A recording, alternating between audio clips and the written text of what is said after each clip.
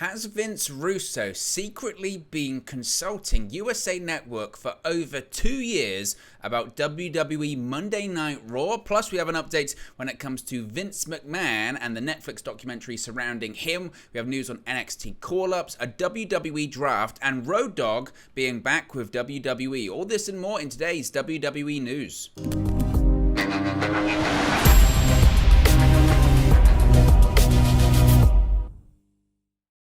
Hey guys, welcome back to Wrestle News 365. Hope everyone is doing very well. As always, there are plenty of news stories to get into in the world of WWE. And my, Vince Russo. I didn't think I'd be opening Monday's show talking about Vince Russo and possibly secretly consulting about Monday Night Raw with the USA Network. This is such a bizarre story that I almost don't want to spend too much time on it because there is so much news to get into today. But Vince Russo is doing what Vince Russo does best, and that is talking and getting people talking about him, even though he hasn't actually written any pro wrestling in nearly a decade at this point. Nevertheless, Vince Russo has made some bombshell allegations. Let's get straight into this story because Vince Russo has claimed he's been consulting with the USA Network about Monday Night Raw. Now, Vince Russo, of course, hasn't worked with WWE in any official capacity since leaving the company in 2002, 20 years ago. For the second time, the former WWE head writer has dropped a bombshell on his podcast over the weekend. Now, according to Russo, he secretly consulted USA Network on all matters pertaining to WWE Monday Night Raw from April of 2020 until April of 2022. For 2 years, Russo claims he had been consulting and talking with the USA Network about how to improve and how to better Monday Night Raw. This is what he said, quote, "I've been keeping a little secret for the last 2 years and I want to come clean. Well, bro, I'm going to break the news to you on this show. I have not said this publicly before. From March, pre-Mania, bro, it was right before Mania in 2020, up until this past Mania in 2022. So basically, bro, for 2 years, I was consulting for the USA Network. For 2 years, bro, the USA Network paid me very, very, very well." Now, Russo even went on to claim that Vince McMahon, the former WWE chairman and CEO, was indeed aware of him being hired by the USA Network. Quote, "I got in contact with the vice president at USA Network who was overseeing Raw. He knew who I was, called me back immediately, and we had a long discussion. So the first thing he did is he went directly to Vince McMahon."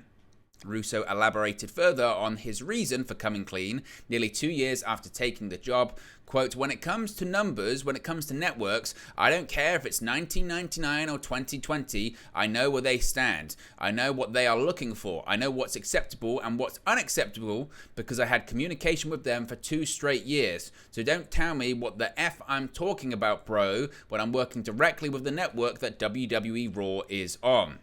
Now, do I believe this? The answer is no. I do not believe what Vince Russo has said there. I do not believe that Vince Russo was consulting with the USA Network for 2 years regarding Monday Night Raw, because when you really pick apart this story, it makes even less sense. This story doesn't make any sense. You're telling me, now, for those not aware, Vince Russo has a Raw after show. It's on Sportskeeda. I think it's called Legion of Raw, which is in reference to the late Road Warrior Animal. They decided to keep that name. And Vince Russo does the post show. I believe it's with Chris Featherstone, I believe. And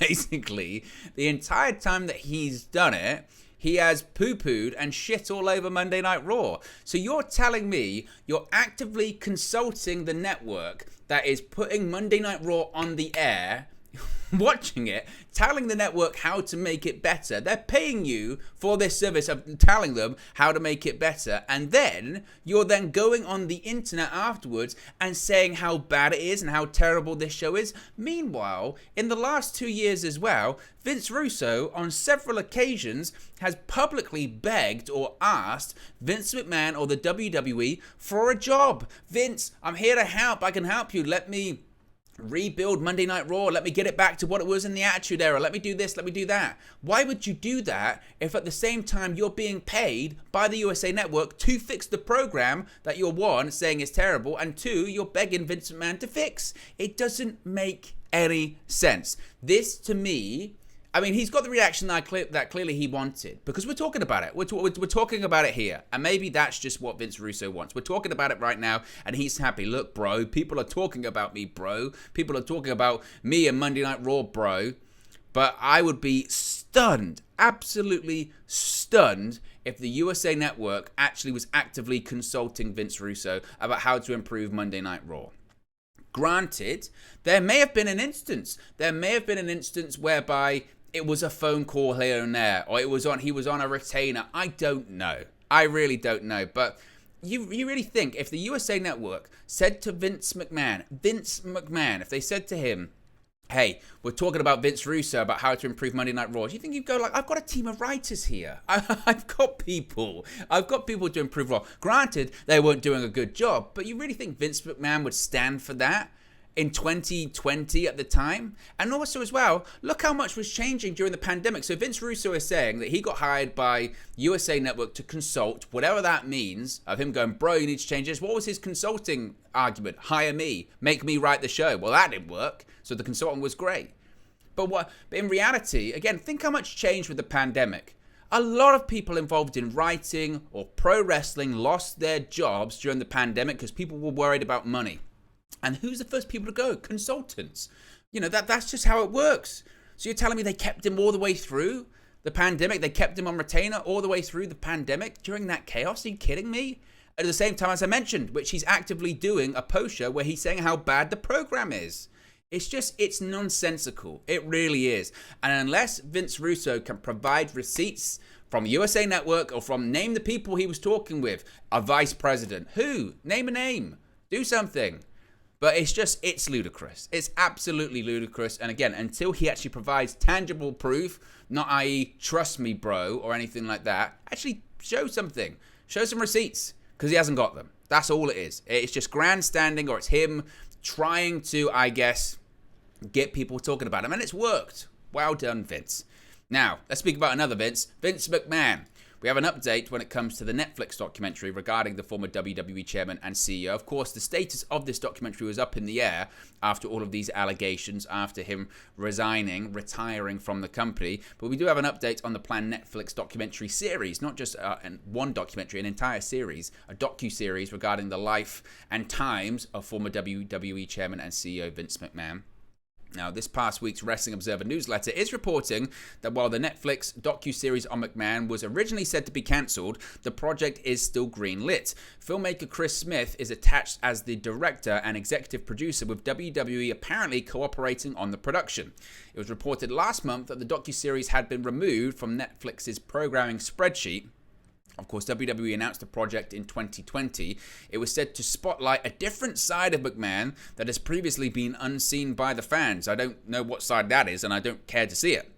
There is at least one other documentary on McMahon that is also in the works right now, and a book that is set to be released later this year. Now, the report that Netflix had pulled the docuseries came after news broke, of course, in mid-June that McMahon was being investigated by the company's board of directors for paying a former WWE paralegal $3 million in hush money to cover up an affair that the two were having. It later came to light that 4 other women had also been paid hush money by McMahon, totaling $12 million. The mounting accounts of improper spending by McMahon led him to step away from most of his day-to-day responsibilities with WWE before formally announcing his retirement late last month.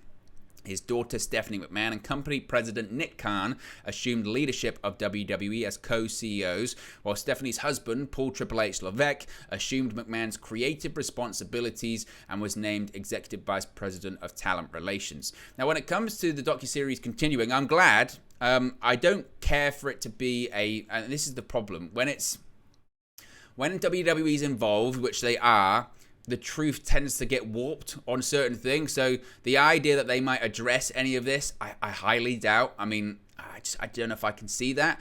But we have seen incidents in the past.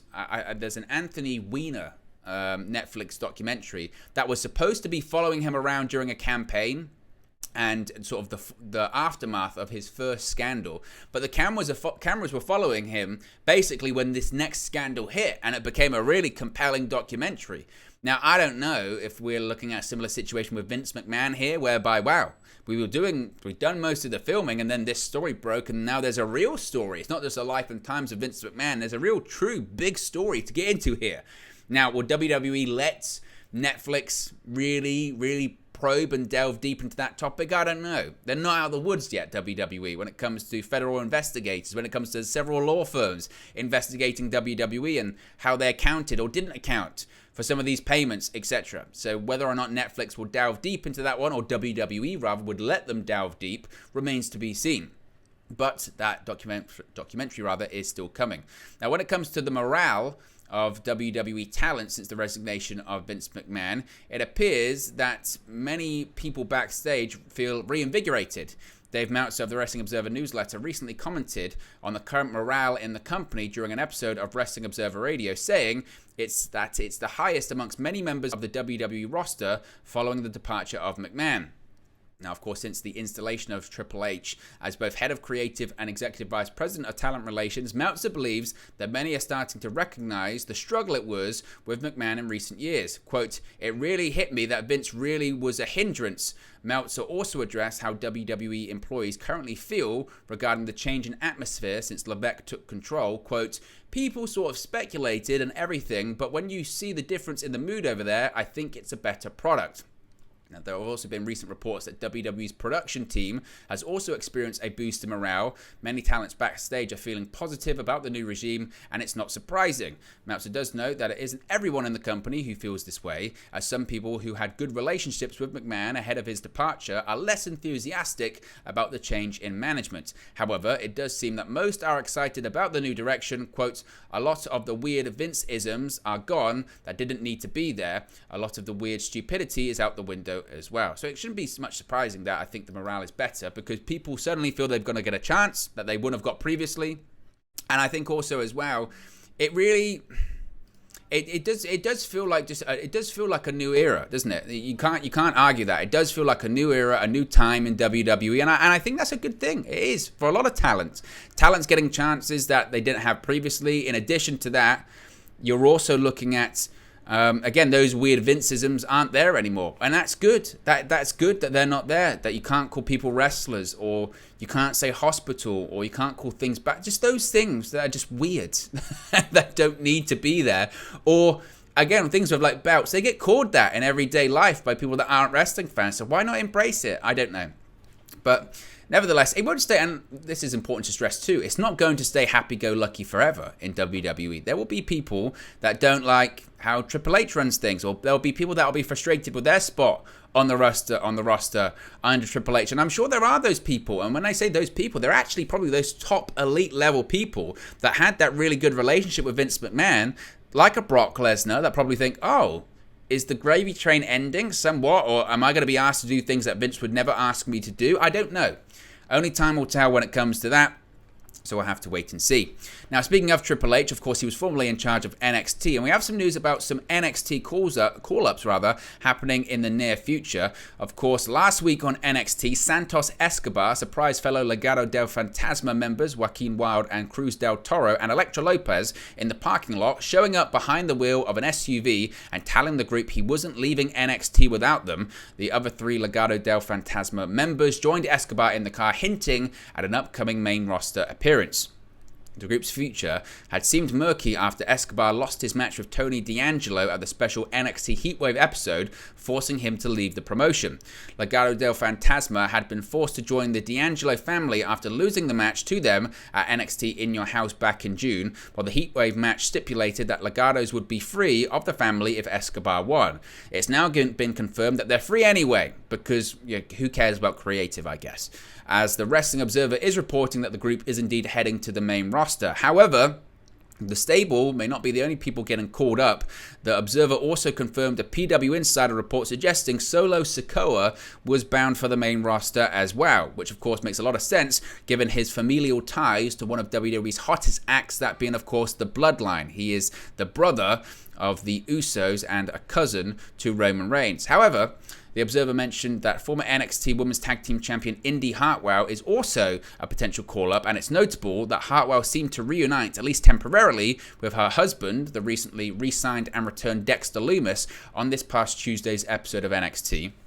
Lumis has been mysteriously appearing on Monday Night Raw the past several weeks, and both Lumis and Hartwell have storyline ties to Theory and another recently returned NXT star, Johnny Gargano. Now, no timetable has yet been provided for the main roster debuts of Sikoa or Hartwell, or even Legado del Fantasma for that Mark II. In addition to them, though, we might be seeing more calls up, one being Toxic Attraction. It appears as if Toxic Attraction members Gigi Dolan and JC Jane were going to lay the smackdown full-time on WWE's main roster. According to the latest Wrestling Observer newsletter, the former NXT Women's Tag Team Champions were scheduled for a promotion only to have it scuppered. In fact, the two actually filmed a video, a pre-tape, which they discussed taking over SmackDown, but of course it was pulled after Dolan sustained that injury. Now, they were unexpectedly inserted into the Women's Tag Team title tournament earlier this month, facing the team of Sonya Deville and Natalya in the first round. However, Dolan reportedly got lost in the match after suffering a concussion, forcing the veteran Natalya to help her through the match. While Toxic Attraction won the match, they were ultimately pulled from the tournament due to Dolan's setback. Now, again, it's unknown whether or not they're still going to get called up. We'll have to wait and see. Nevertheless, it doesn't look like they will be getting called up. Now, I don't know. It would be a shame for them to lose out on that spot because of an injury, but unfortunately, that's pro wrestling. These things happen. As far as the other call-ups rather, Indy Hartwell makes a lot of sense, especially that they're clearly going down the route of just bringing the way to Monday Night Raw. I mean, you've got Theory there anyway. Johnny Gargano looks to be feuding with him. Dexter Lumis is on that show, and I guess it makes sense. They're addressing what happened in NXT, so I guess they're just going to have, Indy Hartwell be Dexter Lumis' wife on there as well. So I guess that makes sense from her perspective. Solo Sikoa, I know he said in many interviews he doesn't want to be associated with the bloodline, or he wants to pave his own legacy. To me, it only makes sense. I mean, I know he's a great talent, but I don't really see him have interest in being part of the bloodline. If anything, I could see a situation where Sami Zayn has kind of become this associate of the bloodline, which has been great, but I could see a situation whereby Solo Sikoa debuts, attacks Sami Zayn and says, no, the bloodline is about blood, it's about family, no outsiders allowed. And Sami Zayn turns babyface, and then they have Solo Sikoa feuding with Sami Zayn, but he's attached to the bloodline. They could do it like that because I know he wants to carve his own legacy, but if you're attached to the Usos and Roman Reigns, again, the hottest act in WWE right now, that's how you get over. That's credibility. So I think they'll go down that route. And Santos Escobar, look, it's a long time coming. What a talent. A great talent. I think he's got a great look. I think he's sound in the ring. I think his promos are very good as well. The presentation's great. So I think that's a long time coming. What brand he'll be on, I don't know. Possibly, though, he could get called up in the draft. What a segue that is, Owen, because we've got some latest news about the draft. Of course, for 3 straight years, WWE has held its draft in the month of October, changing the landscape of the company before the real build to WrestleMania begins. Now, since Triple H is taking over creative, fans have been very pleased, of course, and surprised with the superstars that Triple H has brought back over his short time in control. With all of these significant players returning to the company, WWE fans have been speculating about superstar shakeup or possibly a draft. I believe Fightful Select had previously said that a draft could happen, but according now to several new reports, it doesn't seem likely to happen a draft anytime soon. Fightful Select has reported that the USA Network told talent that the draft won't be happening right after Clash at the Castle like it was originally slated to. Rather, it will occur sometime after WrestleMania 39. So the rosters as they are now, and kind of that, translucent barrier, shall we say, where people are assigned to brands but they're appearing on both shows, that's going to continue all the way until WrestleMania 39. Now, the 2022 draft has not been officially announced by WWE, and no talent has been told whether or not it will be happening and when.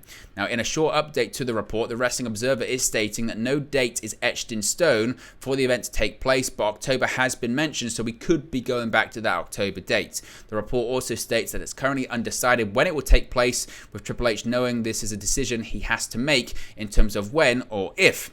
In the past, the WWE draft has been used as a spot to introduce new call-ups from NXT to the main roster, but with the news of several main roster call-ups being rumored, it doesn't seem likely that the draft will be their way into WWE at this time. Now, I think, look, it makes a lot of sense to have the draft after WrestleMania. Traditionally, that's what it used to be for WWE. When they had the draft before, it'd always be after WrestleMania, because WrestleMania is the season finale, and then you sort of premiere with the draft, and that sets it off for the year ahead. I just don't know if we can wait that long, and not in terms of being impatient. They're just that both rosters aren't defined enough for me right now, and I would think Triple H would want to go back to how it used to be, where Raw and SmackDown were legitimately separate. And I know that they appear on the same premium live events. Ideally, you'd get away from that. I know sometimes it's difficult selling tickets, but for me, the best period of time for the brand split was 2000, and I'm not even going to say 2, because they were still back and forth a little bit, but 2003 to sort of 2007-ish, when those brands were legitimately separate. Legitimately. I mean, there was a period of time from sort of 2003, they'd have the draft lotteries, I suppose, 2004, 2005, but they were legitimately separate, and having any kind of crossover was really rare. They need to get back to that for the brand separation to work, in my opinion. Finally, a lesson from Road Dogg: if you keep begging enough, you'll get a job. Now, last week it was reported that WWE Hall of Famer Jeff Jarrett had left WWE and his position in the company as Senior Vice President of Live Events. However, not to worry, as Jarrett's position has already been filled, as WWE has rehired one half of the New Age Outlaws, that being Road Dogg Brian James.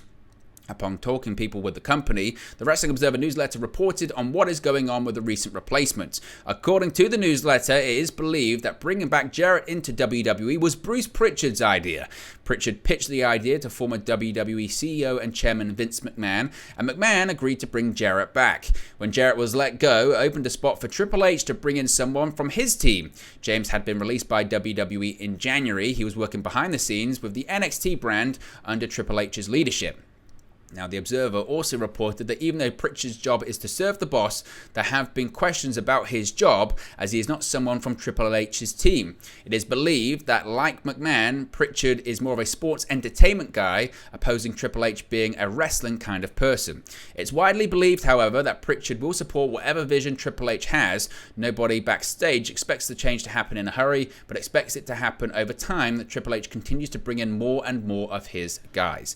And I do agree with that. I do agree. Road Dogg being back, I just find hilarious, because he's just asked for like 10 million jobs since he got released by WWE in January. AEW, Impact Wrestling, MLW. He produced Ric Flair's last match. He's been desperate to get back in the fold, and he's done it. He's done it. So good for him.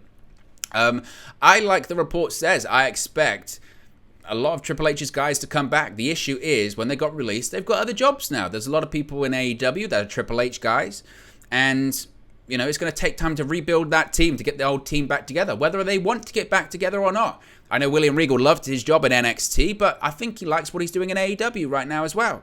So whether or not they come back, I don't know. But as the report mentions, I do expect those people that were WWE or the Vince McMahon guys, Bruce Pritchard, Kevin Dunn, I don't expect them to go tomorrow, because it'll be difficult to replace them tomorrow. And there's a lot of change going on in WWE right now anyway, with Vince McMahon leaving. The last thing you want to do at a time of change is bring about more of it. Let the pool settle a little bit before you throw a rock once again. So I expect long-term Bruce Pritchard and Kevin Dunn to go, but not right now.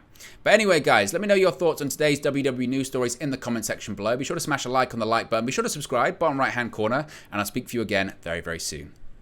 Hey guys, thank you for watching, listening, streaming, or however you come across this video today. Be sure to click on the video on the right there to watch our next video, or click the bottom there to subscribe, or the bottom right-hand corner. Thank you very much, and I'll speak to you again very soon.